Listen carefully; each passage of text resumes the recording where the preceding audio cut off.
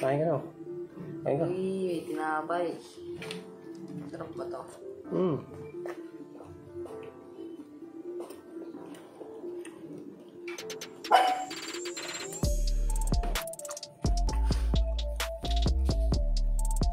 Saan to? No.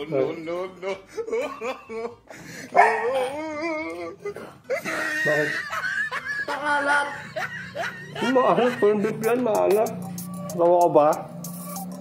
Corn beef ba to? Ba't kito yung lasa? Yan. Tingnan mo na yan. Ano ba to? Ba't iba yung kulay ng corn beef? Ano?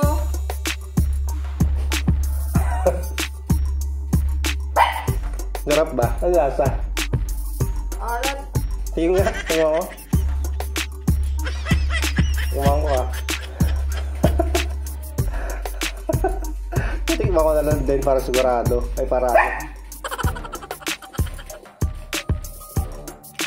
Ang alat mo. Maalat yung bagoong. Ang bagoong yun eh. Lagyan ko ng bagoong. Ano, shock ka? Yuck. Paalat nga talaga siya. Hindi siya akma. Hindi mo na lang yung ano. Ha? Hindi nilagyan ko ngayon ng bago kasi nga gusto ko sa surprise eh. Kaya yan, surprise ko naman ata. Surprise ba yun? Prank yun. Hindi nga masyado na ano, nalasak mo kasi kagad eh. Ako naman yan. Bigyan mo sa akin. Hindi, lagyan natin ng palaman doon. Lagyan mo na lang ulit ng palaman doon. Tanggalin mo yung bagong. Kaya kasi tinapay. Ayun na, titipid kami. Tipid doon.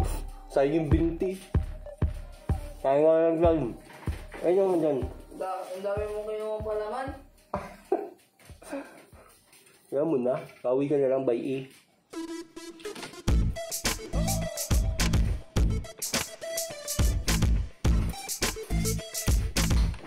Ang sarap talaga pag ano. Itong palaman. Promise. Very siya, masarap yung bagoong ah. Bagoong. Masarap mo. Ngayon nga, nalasaan niya naman yung bagong. Ay, hindi.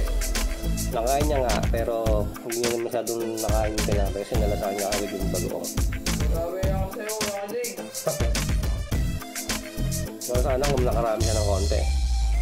Kaya lang kasi, ayoko din naman na ano kasi nga, masayang yung pagkain. Saka, hindi may kaalatan yung bagong.